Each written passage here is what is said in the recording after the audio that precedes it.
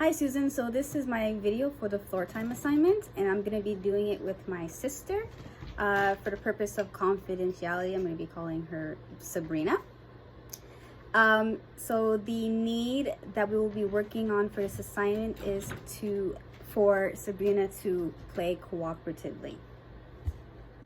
As for the ideal environment, a space such as a desk or a table or any flat surface where it's possible to play with a deck of cards is ideal. The reason why a deck of cards was chosen is because of the age of my client, so I wanted something that was age appropriate for her. So therefore the materials are just a deck of cards, a desk or a table or any flat surface.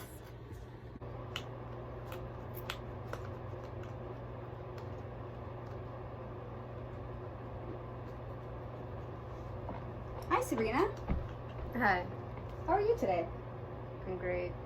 What you doing there? I'm shuffling cards. Oh really? Is that fun?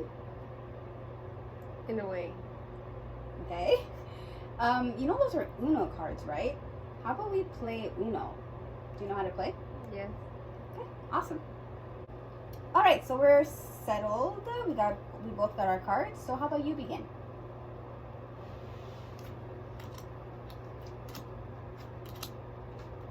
Okay.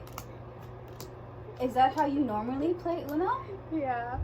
Okay, that's a very interesting way of playing. How about we try it a different way? How about when you put down a card, I put one down after? Is that how the game works?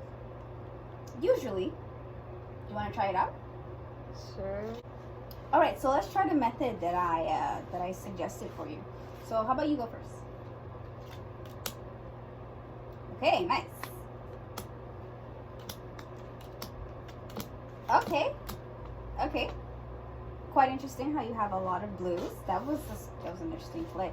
But remember what I said? We're taking turns putting cards. Yeah. Okay, so let's try again. We can use the same cards. Excuse me.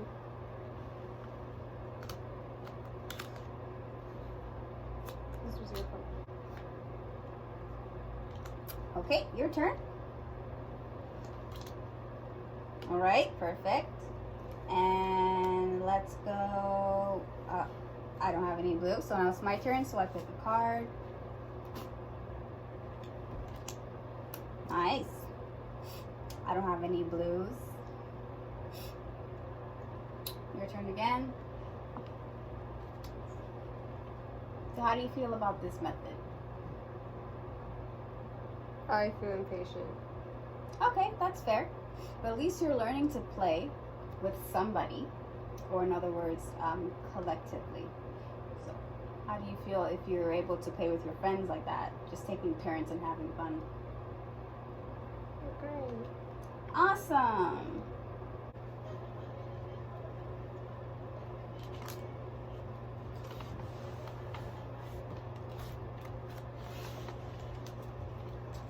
Hi Sabrina.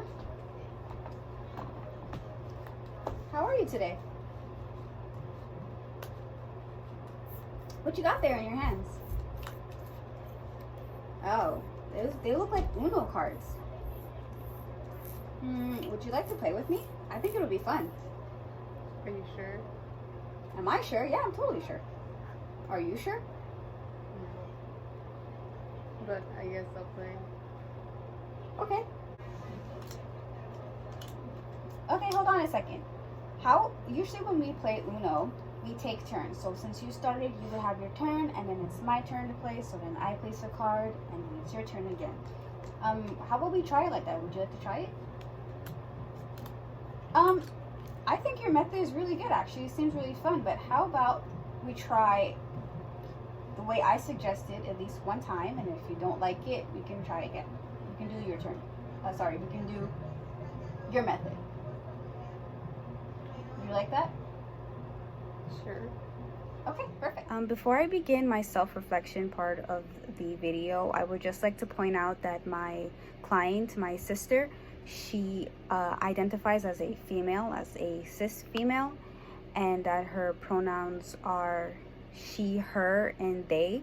So I would be referring to my sister as her and she. Thank you. So what I believed worked well in the video was going along with what Sabrina had in her hands. Clearly in the video, she expressed some sort of interest in the cards that she had in her hand based off of how concentrated she was and how she was focused on it with it in her hands. So I used this to initiate the floor time session. What I also believe worked well was, instead of enforcing what I wanted her to do, like play Uno because they were Uno cards, I suggested it to her and she went along with it. So that's what I believed worked well, as well as